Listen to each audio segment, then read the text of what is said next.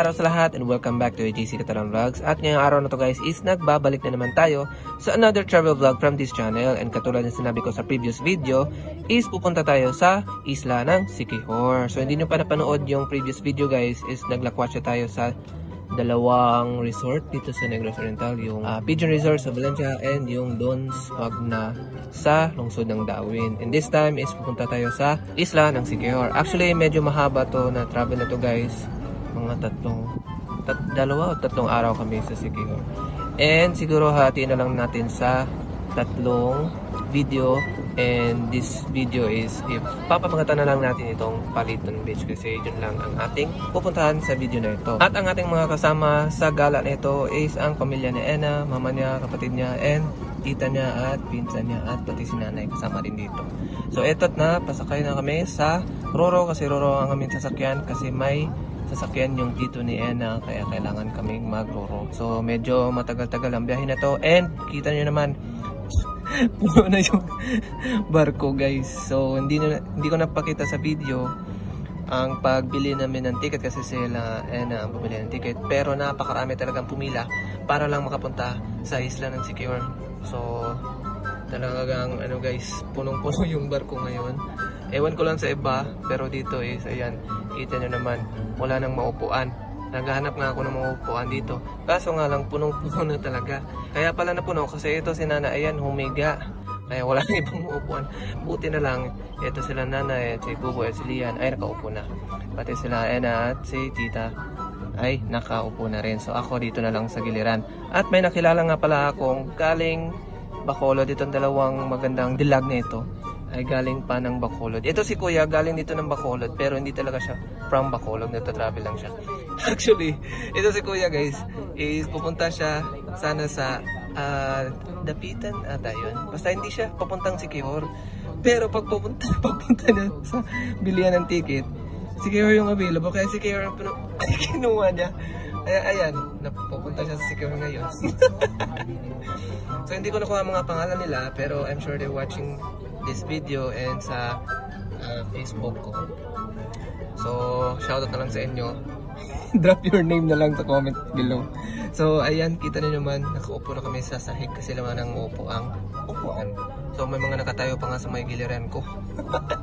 Punong-puno talaga to guys. So price check nga pala sa Montenegro Lines Roro na sinakyan namin is regular fare is 234, student fare is 188, senior citizen is 158, and sa sasakyan naman yung dinala ng tito na NS nasa pick up so nasa mga 1.6 or 1.7 na, pero kasama na doon ang mismong nagmamaneho at saka dalawa o tatlong sakay, I'm not sure. Bale mga 7 AM ata yung alis namin and usually an hour and 15 minutes ang travel time, pero dito is parang ang bagal tumakbo ng barko kasi mabigat siguro ang mga pasahero.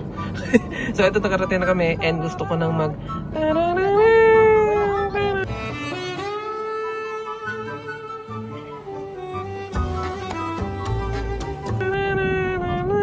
kaso nga lang ang daming gumawa ng trend na ito at nahiyan ako kaya dumiretso na kami. Pero syempre kumain muna kami, hindi ko na nakuha ng video kasi gutom na kami. So eto, nakarating na tayo sa Paliton Beach. Mga 12 na ata to kasi natagalan kami dun kasi picture pa sila dun sa sa simbahan, tsaka natagalan kami sa pagkain kasi medyo madami kami. So eto tayo sa Paliton Beach and medyo wala pa masyadong mga tao. Ang entrance fee nga pala nila dito is 20 pesos only per head. And pwede nyo magdala ng pagkain nyo at pwede nyo magpaluto dito. And dito nyo rin matatagpuan yung giant swing na pwede kayo magpa-human drone for 50 pesos only per head. And meron din ditong Sam Castle na 25 per head ang pagpapapicture. So good thing na maaga kami nakarating dito kasi may available pang mga tables and chairs. Pag marami ng tao guys, hindi na available. So meron dito ng mga panindang souvenirs like t-shirts, shorts, at mga summer, anong tawag dito? Summer swimsuits. So ito yung guys, human drone nila na giant swing. And ganyan nila ginagawa yan. POV, BTS.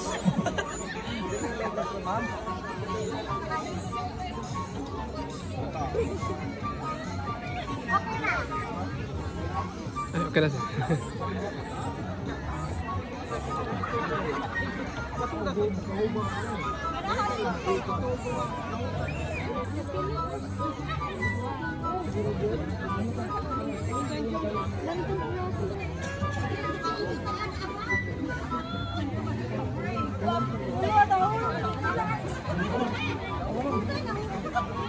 So yun ang mga behind the scenes sa kanilang human drone sa Giant Swing and pag-photoshoot sa sandcastle nila. And kung trip nyo naman na kumain ng sea urchin o di kaya mas kilala bilang salawaki, iba din yung tuyong guys, mas mahaba ang tinik nun. Is may available sila dito for 15 pesos only. Si kuya na bahala maglinis at magbukas, kaya na bahala maglagay ng suka. So ganyan lang buksan ang salawaki guys. So ayan, kayo na bahala pumili kung maliit nga ba o malaki, pero hindi naman talaga nagre-reflect ang laki ng kanyang shell sa laki ng kanyang laman. So ayan, kung trip yung kumain yan, may available sila dito. And kung nagtatanong kayo kung may CR dito, may CR dito guys sa may entrance sila banda. So bumalik pa kami sa may CR banda kasi nag-busy si Ena. And mas marami ditong paninda guys, mga souvenirs, mga t-shirts, mga bracelets, at kung iba-iba pa. So ayan, tingnan muna natin kung ano ang mga paninda nila.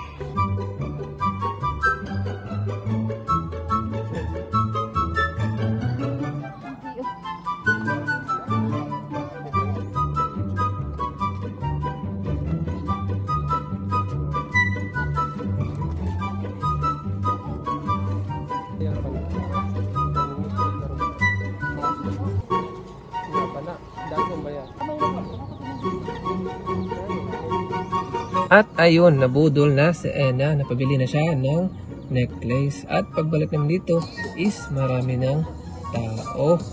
Pero natore kasi ready na kami for swimming. Pero hindi pala ako nakapagpalit, ito na lang ibang baliw ko. At ayan, nakikita nyo, marami nang nakaintay o nakapila dito banda. O kaya itong iba is nanonood lang, pang behind the scenes lang sila. At ito, namili na ng isda si na tito at si tita para mamaya may kakainin kami. Pero sa ngayon, enjoy nyo muna ang ating aerial view.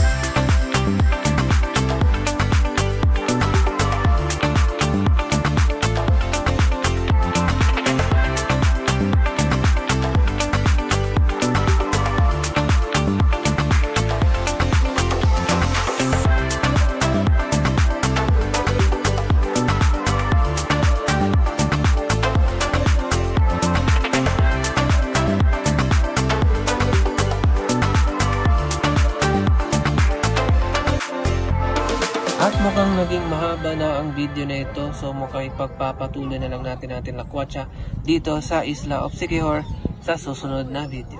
So see you guys next vlog.